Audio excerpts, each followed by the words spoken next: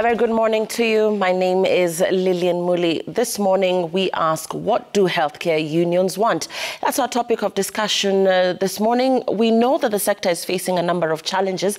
They've been advocating for improved working conditions, better wages, increased staffing levels and enhanced healthcare infrastructure, among other issues. I'm joined in studio this morning. He'll be joining us later. He's not with us just yet. We're waiting on Dr. Abby Mwachi, National Chair, Kenya Medical Practitioners, Pharmacists, Dentists Union. And with me in studio is Peterson Wachira, Chair, Kenya Union of Clinical Officers. Many thanks for joining us and good morning. Thank you for hosting me. Wachira, the country marked 10 years of devolution last week, and healthcare is a devolved function. So is there anything to celebrate as we speak? What is the state of healthcare in the country?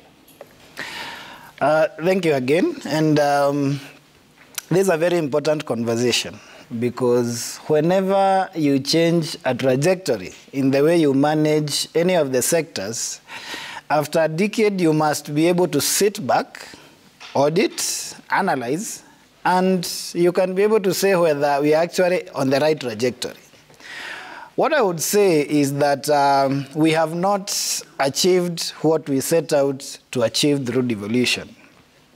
And this is because when I listened to the conversation around the 10 years of devolution, and especially on health, I didn't see the set points that we were evaluating our success against. We are talking of success stories. We are able to do a cesarean section in this hardship area that was not done before. Did that have to take 10 years? Is that all we could do in 10 years? If we have to evaluate anything, we must evaluate against the goals we set for ourselves. If we don't have the goals, then we look at the components of health, so that then we can say we have achieved so much, and this has been a success. But as far as I'm concerned, because in 2013, we actually set the goals in terms of how we look at the human resources for health. And these goals are found in a commitment that was signed by the Cabinet Secretary for Health in 2013, who was C.S. Macharia.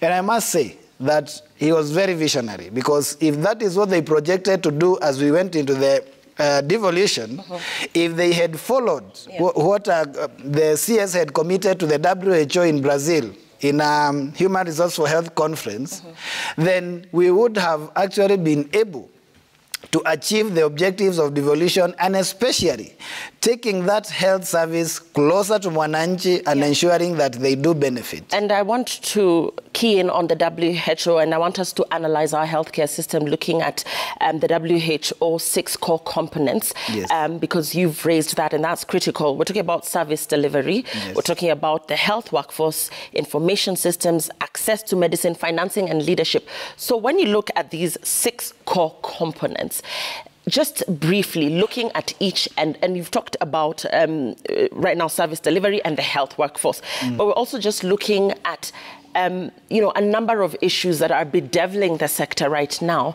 and yet we know that as per the WHO, we have been mandated to ensure that this is essentially delivered to the people in terms of public health care. Very true. And as you have said, you have to have the 6 components working for you to say that you have an effective health system. To start with the first one, I think everything rotates around governance and leadership. I think the biggest mistake we did was to devolve and even put healthcare under political leadership. And the biggest undoing on this is that every other electioneering period, with every other change of the government in place, be it the national or the county, then the whole structure of the management of health changes, and coming with new things, new experiences or lack of it. And so you have so many challenges, because after every electioneering period, the governance structure that has been replaced has to go through a learning process, and by the time they're becoming better at that governance in the health sector, then they are replaced again. So are you saying so we don't have continuity? County governments have played a role in the failure that we're seeing because there's been a push to revert healthcare to the national government? Yeah, it's not actually the healthcare. It is the HRH component, and it's not to the national government. It is to an independent health service commission. And I think on that I can get into the human resources, the workforce. Mm-hmm. And I think there is nothing that can better explain that than the commitment that the government through the CS in 2013 committed to the WHO that they were going to do. Mm-hmm. And it had 5 components. One of them was what we call Human Resources for Health Interagency Coordinating Committee. These committees were supposed to be at the national level under each county and have the linkage. And their main purpose was to ensure that seamless transition and to sort the transition challenges that would come with the management of human resources, be it promotions, be it a reward system, be it taking them back to school, be it the vertical transfers and the horizontal ones, which we have not seen happen.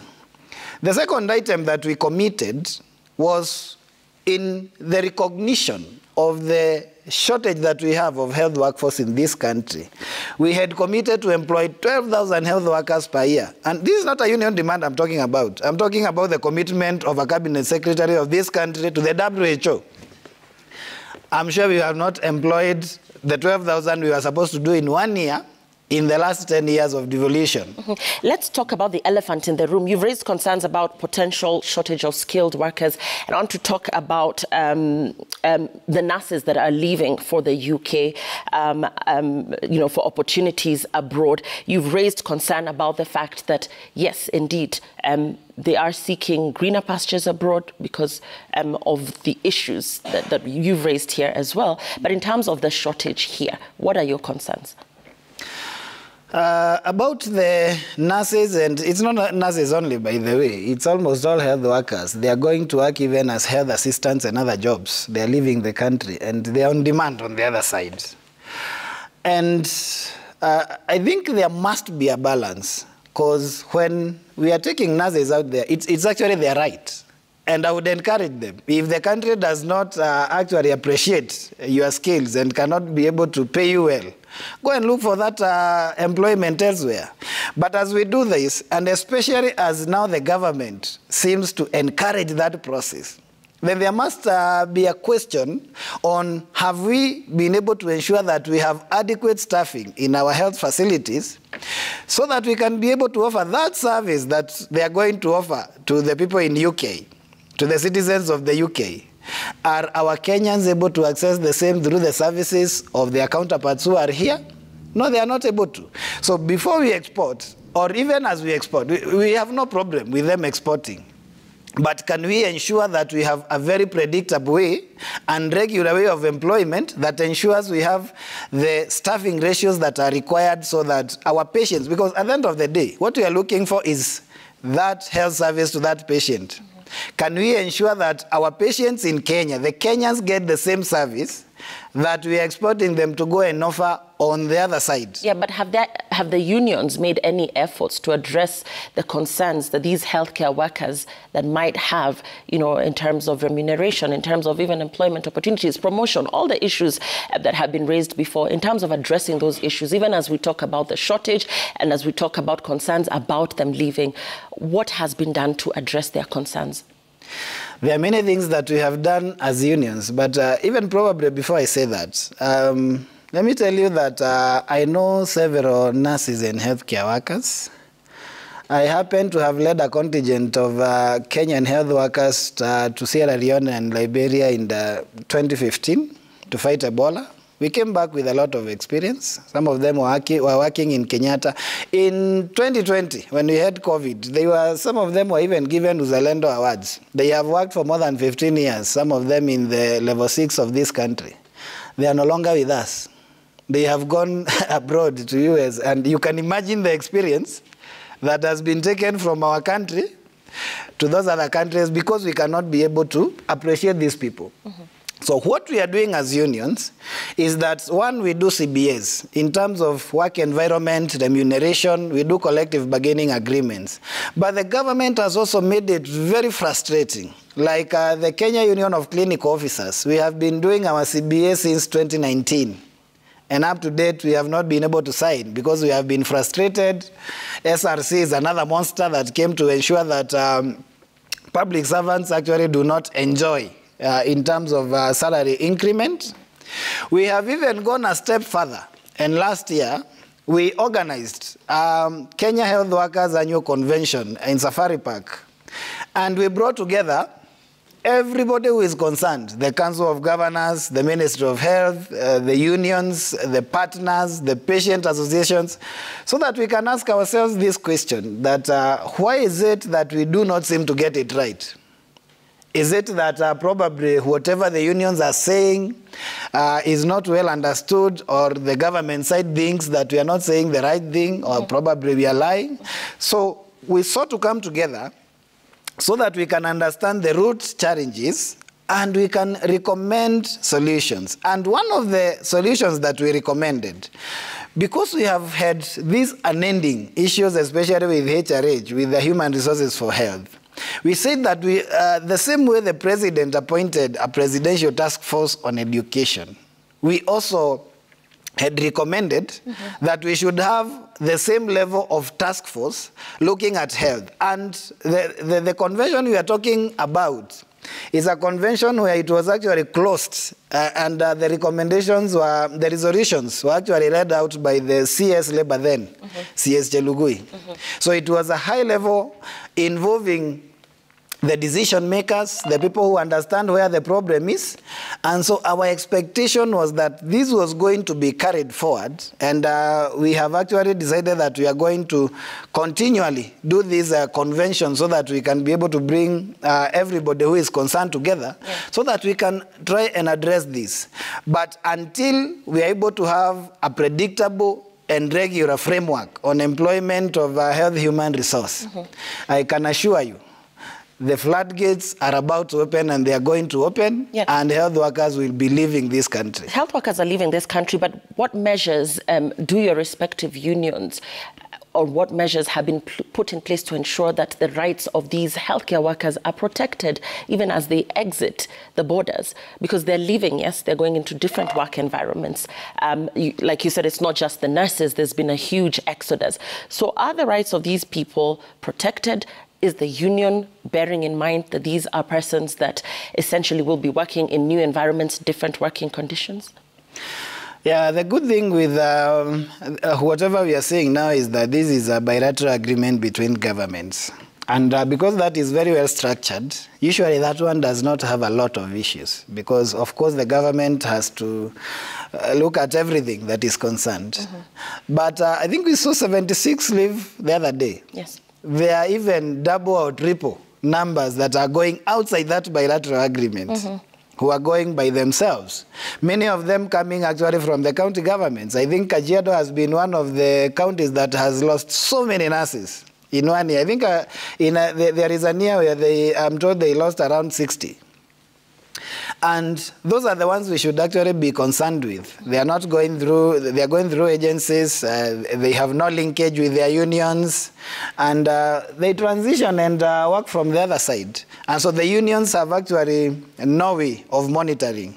But for the ones that are going through the government, now the union would have a chance to sit with the government and evaluate how they are going there, and where they are going, and how they are going to be taken care of. And what we are saying is that we are not going to discourage any health worker from seeking employment where they are appreciated, because in Kenya, they are not appreciated enough.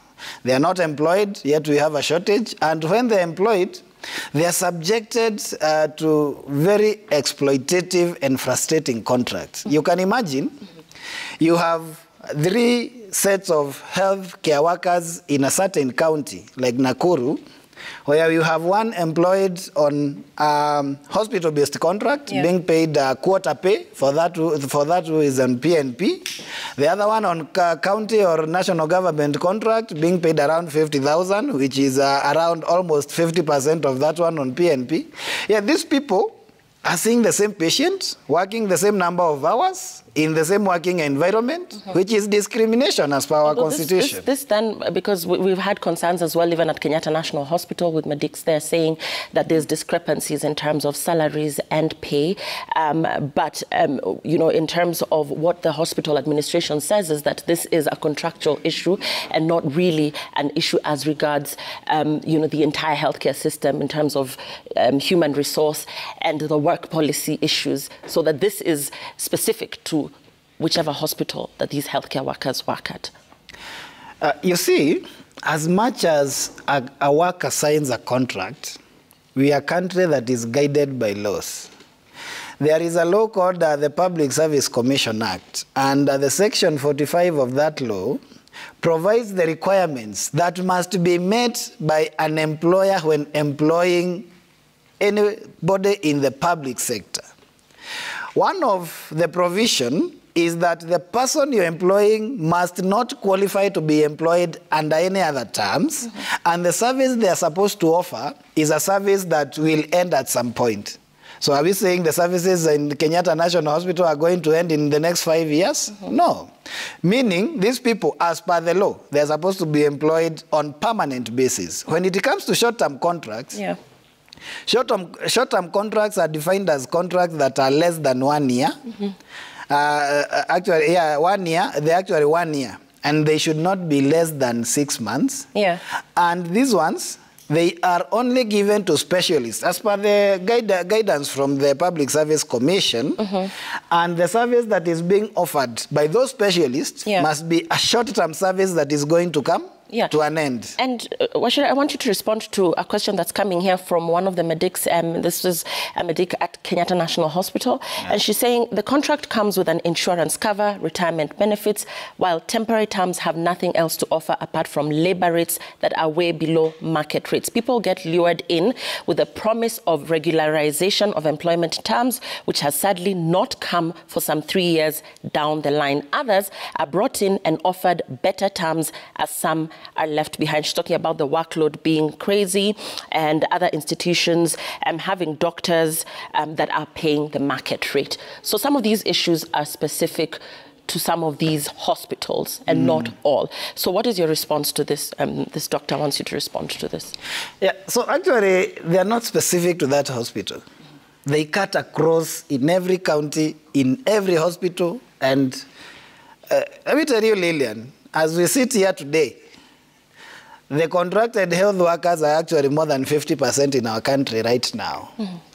And what does that mean? And I can share the frustration of that healthcare worker, because you came in with a promise that we are going to confirm you on permanent and pensionable terms, similar to what is happening with Nairobi Metropolitan Services and also universal health coverage staff. They're suffering the same. Given a contract, expectation that you are going to get a permanent and pensionable, and then when that time comes, you are not given that. But what is the problem with this contract? Other than the fact that it's actually illegal as per the law, and that it doesn't motivate the healthcare worker, you can imagine that for you to get to universal health care, you need to continuously improve the quality of service you offer. In doing that, you need to keep taking these health workers back to school to specialize and gain more skills.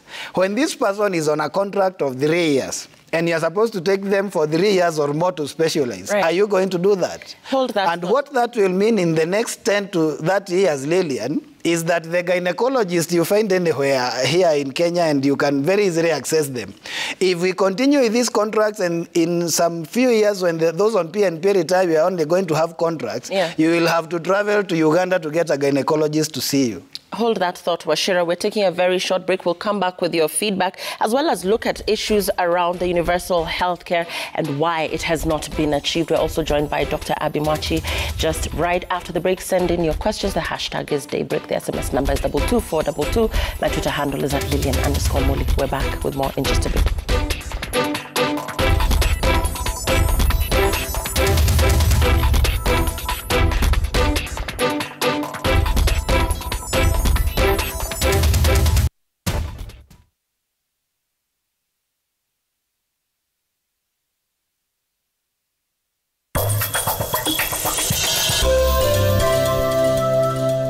Mimi sinjalea vijana wakuja hapa kujiangalilia TV hapa, waona watu wengine wakicheza mpira wakipata mamilioni yao. Food ni free. Tunakula hiyo World Cup. Itabidi tumetry.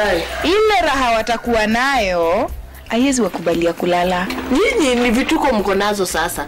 Na sasa ni nini maswali ya kijinga mnauliza? Hakuna na kuagaje. Tafadhali Sofia mara 10. Na unajua job inahitaji calling. Calling usinjali nitakukoro or tundes.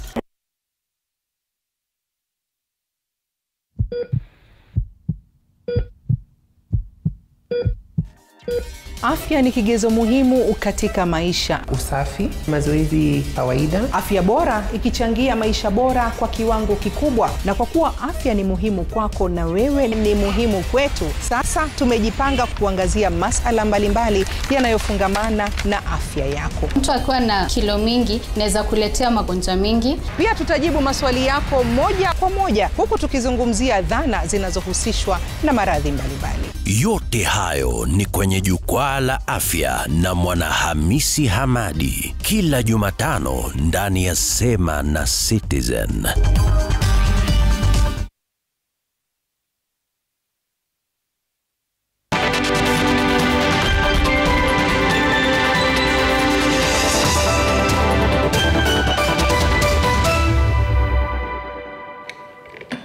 What do healthcare unions want? That's what we're talking about this morning in studio. And joining us in this hour is Dr. Abby Mwachi, National Chair, Kenya Medical Practitioners, Pharmacists, Dentists Union. We're also with Peterson Washira, Chair, Kenya Union of Clinical Officers. Dr. Mwachi, thanks for joining us this morning. Just before we joined us, we were talking about the human resource issues around understaffing, issues around pay, issues around the exodus that we're seeing with the export of healthcare workers out of the country. But now let's get into universal healthcare and why it's not been achieved. President William Ruto, during last week's devolution conference, reiterated the government's commitment to the implementation of universal healthcare. So why are we not there as yet? Thank you, Lillian. And first of all, my apologies for arriving late. You know, in our opinion, health and every matter that pertains to the health docket has always been used as political jargon. And so we are persuaded beyond belief that even this universal healthcare, that's not a new terminology. It's a lingua franca that has been used within the health circles, but with very little meaning to what it's supposed to achieve. In my opinion, what I think is that the political class, the elites, are trying to play politics with the health docket in the simple manner that they want to employ 200,000, where in their opinion that translates to votes. But when you look at the totality of it, the grand scheme of it, you can't have health promoters who will go to the villages and tell people, here you have hypertension, you have diabetes, without telling them the end game. The end game will be to employ doctors. Because this was a budgetary allocation to these, so you can say that the government at least did come through to some extent by extending. I beg to disagree. And you know, facts are stubborn. The truth is the truth, no matter who says it. I beg to disagree that there was a budgetary allocation to it. The budget for 2022-2023 was 247 billion. Despite the fact that at that particular time, there was no allocation for health promoters. The budget that you're facing right now is 270 billion. It's actually a reduction with an addition 200,000 people that are supposed to be employed. So I think it's a gimmick, it's a facade, it's a charade. Yes. And you, as KBMPDU, you've previously called for these healthcare functions to be returned to the national government. This is a call that has come from your specific union. Why is that? The reason for that is not because the national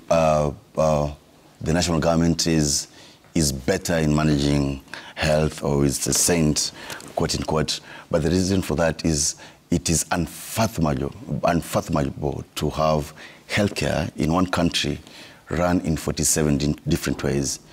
You wouldn't imagine a situation where we have the defense of a country or the police in a country run in 47 different ways. 47 different ways, Abby, but county governments would argue that they lack the resources and capability to handle the healthcare docket, and that healthcare is still grossly underfunded across the counties.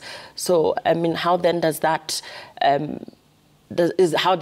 become a county problem when you say that these health functions are spread differently across 47 counties? Lillian, do you believe them, Peter? Do you believe the counties when they tell you they lack the resources?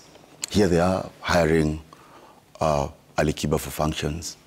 Here they are doing amorphous things like games and skipping ropes. Do you really believe that they lack the resources? No, it's that they're allocating resources in a lopsided manner. They are concentrating on brick and mortar. There is no single county that hasn't built a hospital that is a white elephant that doesn't have healthcare workers in it. No single county. And the reason for that is because there are tenders in building those brick and mortar white elephants, but there are no tenders in hiring. So there is no government that is broke. A government can never be broke. It can just be too unwilling. Wachira, your response to this, and now that you're saying that politics is at play, or at least those are Abby's sentiments, in terms of your call for bipartisan talks, what ideally do you think, or do you visualize, or do you envision that these will achieve? I'll get your thoughts. Yeah, I actually want to share his sentiments and say that when we are talking about bipartisan talks and we are talking about the cost of living, I think the biggest driver of cost of living that is less talked about is healthcare.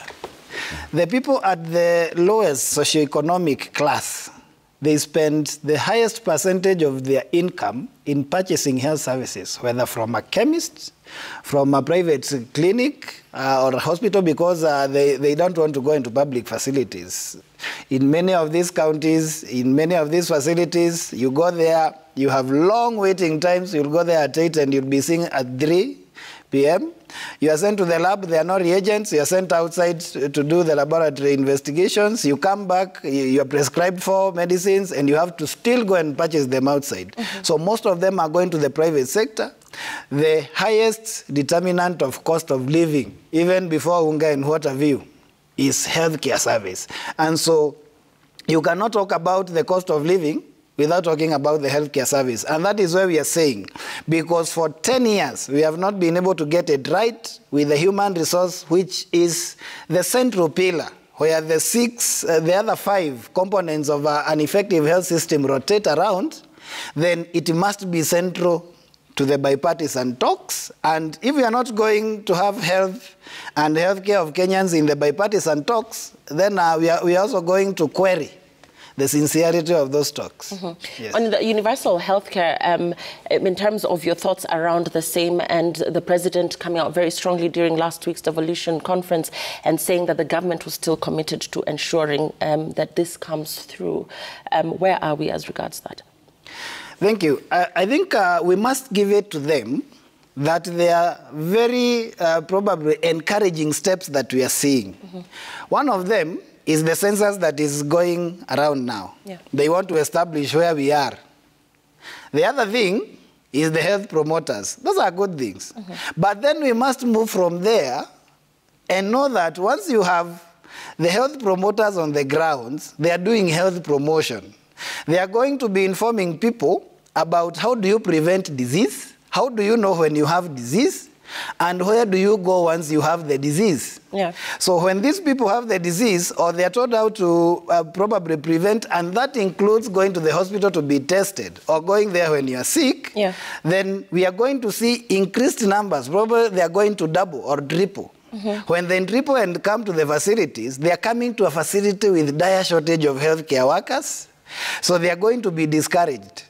And once they are discouraged, they are going to go back frustrated, and we are going back to ground zero. Yeah. So if we do not have regular employment, and for us we are asking for annual employment of health workers, then this is going to be a zero-sum game at the end. Yeah. So as we call for the employment of health promoters, which we have no problem with, we must also, in a commensurate manner, with clear projections, also employ the mainstream health workers who are going to take care of the already worsening burden of the of diseases in our facilities with a shortage, but also with the increased number of the patients who are going to come to the hospital once the promoters successfully do their job. Dr. Mwachi, I'm just borrowing on what Wachira is saying. Where did we lose our way in terms of providing public health services? The UDA manifesto clearly outlined its commitment to healthcare and public health service delivery. So where did we lose our way in terms of providing these services to the people of Kenya and to the citizens of this country? Perfect. I remember, Kinley, page 57 of the UDA manifesto, telling us how the national government will have dialogue with the county government so that we do have an all-inclusive, one-size-fits-all healthcare management system. But we do realize that was political rhetoric because healthcare has always just been used as a political rhetoric in this country. I would like to slightly disagree with my colleague Peter, and I'll pass a snideish comment to the government in the aspect of universal healthcare, in as much as they're trying to show that they're doing something. My analysis of the same, and forgive me for my experience comes from being a surgeon, and we expect quick results and just pinpoint problems and put your finger on the pulse. I think it's a government that is radarless, idealist, and it's akin to a blind man running down a very steep slope with the eyes closed and the mouth open. Because how would you say that you're employing 200,000 health promoters while you are diminishing the allocation to healthcare? That's number one. Number two, coming back to your question, where we went wrong, in my opinion, I'd like to call this, and I usually call it, it was called tantrum-based policy. In 2007, when doctors went on a strike for 100 days, some presidents in Naivasha stood by the roadside, and it was from then that doctors are not hired directly from school, despite the fact that this country needs 25,000 doctors. It was a tantrum-based politics, and if the President William was serious about turning around the gains in healthcare, he will start by reversing that tantrum-based policy. And number two, you said they're not being hired from university, but so many of them that have actually been out of university, Dr. Mwachi, for years are unemployed and running consultancies or, being called to private hospitals here and there every once in a while, but are actually not employed. So there's already a backlog in terms of the number of unemployed healthcare workers. So when you say the ones that are leaving university are not getting employed, what about the ones that have been sitting on the benches for years?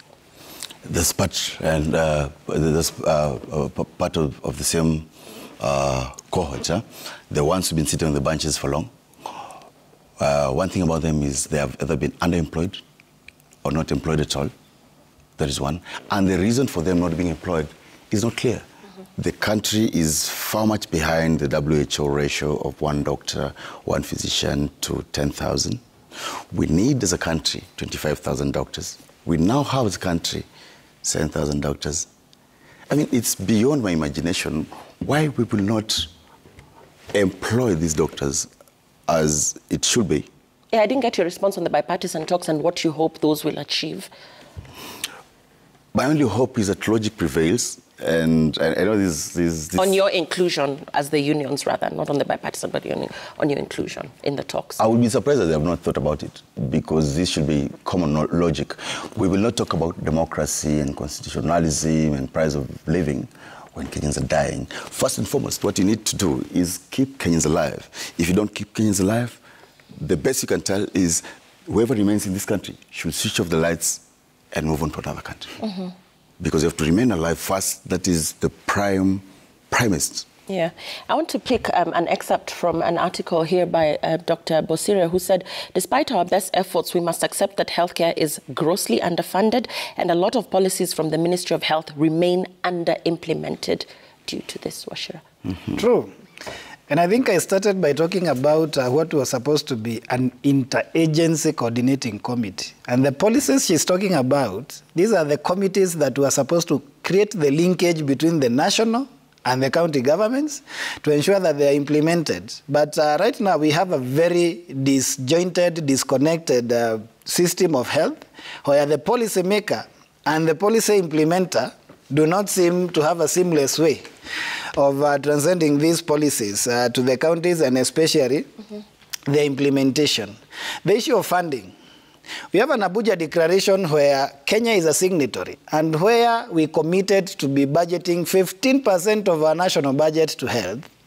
Right now we are doing around 4.8, and even this year we reduced our budget by 5 billion. Yet we are saying we want to move from universal health coverage, which simply means just ensuring you get the service near you, to universal health care, which means that we want to make the quality you get when you access that service to be better than when it was coverage.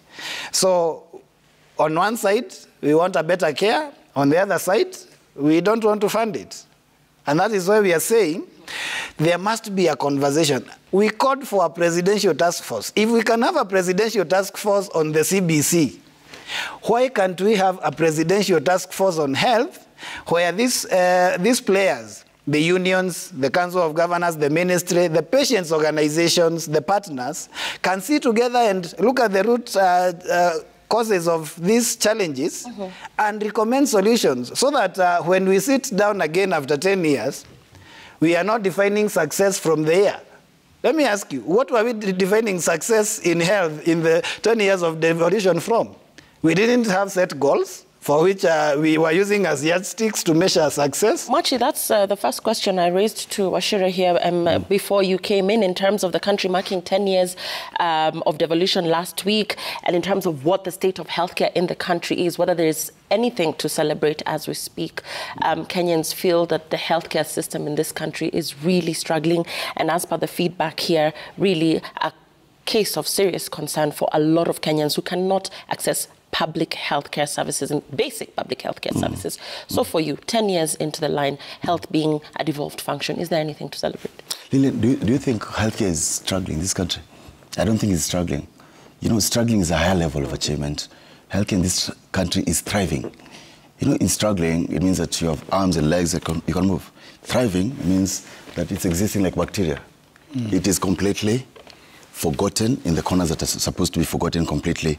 And just to bring it to light what Peterson has said, something that Wanjiko would understand, we'll take an example of Wajir. If it has 20 doctors, would you imagine that Wajir will require the services of a neurosurgeon?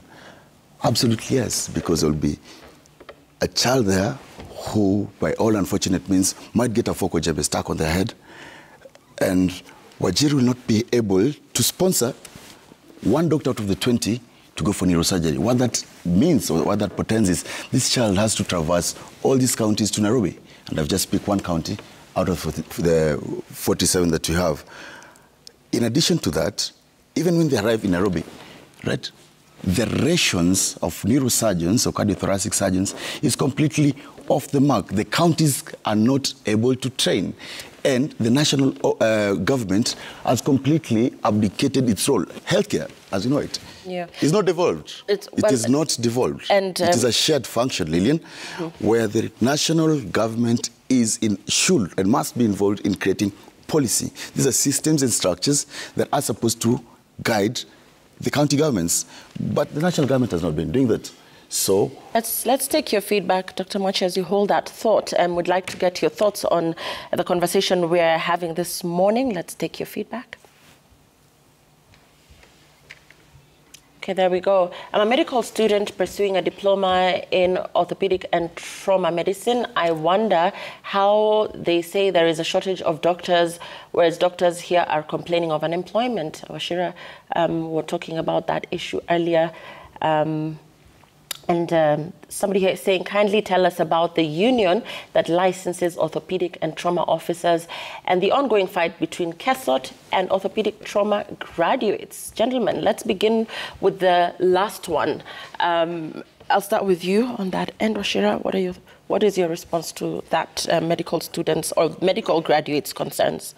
Yeah, actually, the orthopedic trauma They are not, first of all, unions do not license. That is the work of regulatory bodies. And I don't think that they have a regulatory body. I think for now, they are being regulated under the KHPOA, the Kenya Health Professionals Oversight Authority. That is where probably they can be able to get their license. About the fight between, they said, I didn't get that. That one I have no idea. Okay. Yes. On the same, Dr. Mwachi? I'll still want to labor on that point about KHPOA. We have a unit called KHPOA. In my honest opinion assessment, this is a vegetarian lion.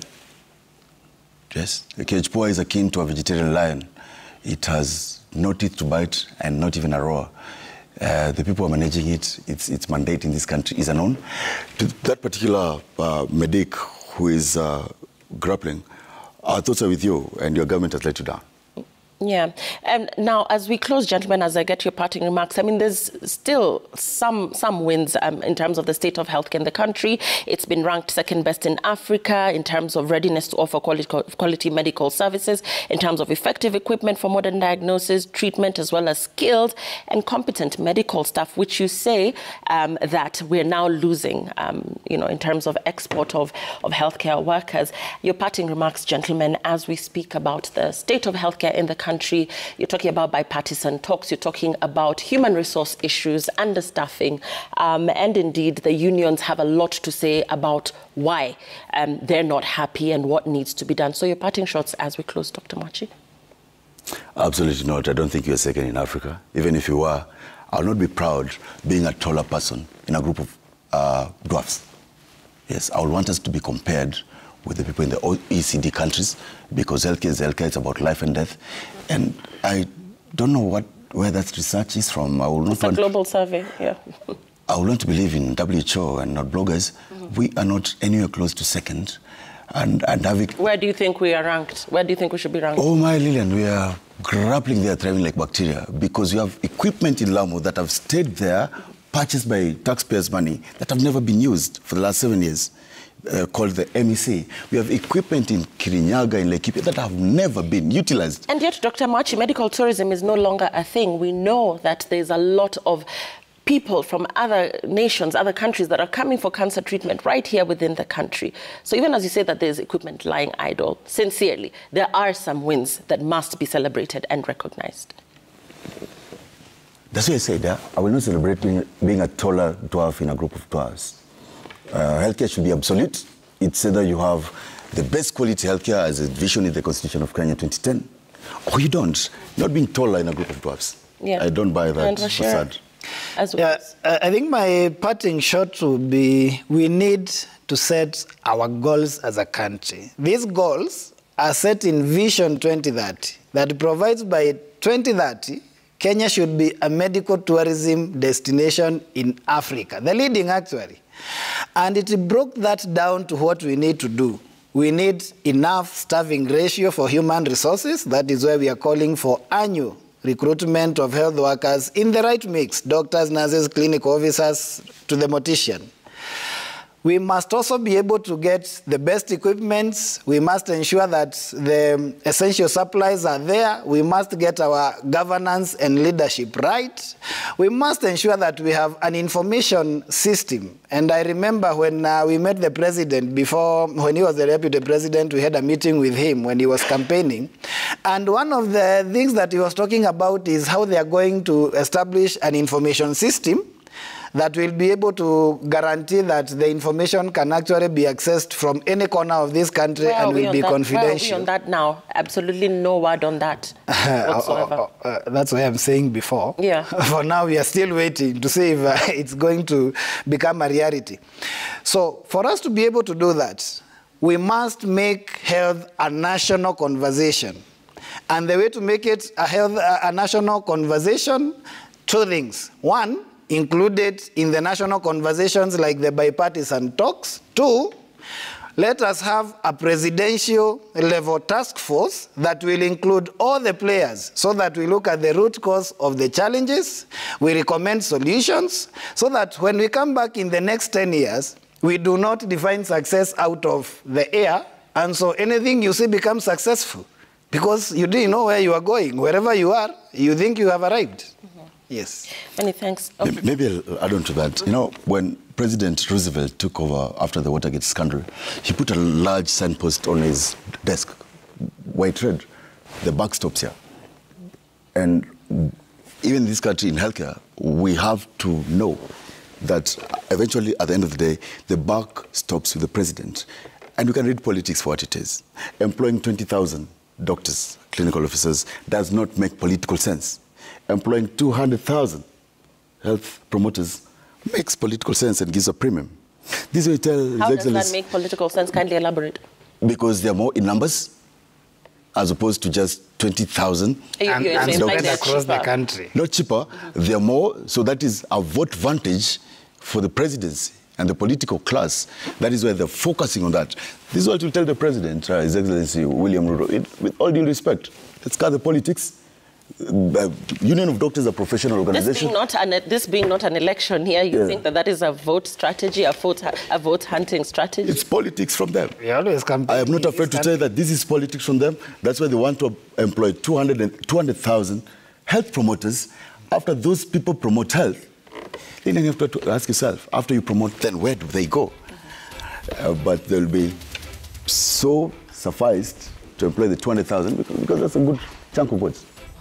Although on the ground, on Mashinani, the people feel that at least they have access to healthcare advice, healthcare consultation, healthcare, because at the end of the day, if you're saying that the doctors are not available as it stands, then these people actually do make a difference, or at least that's the difference. That's the difference that the populace is.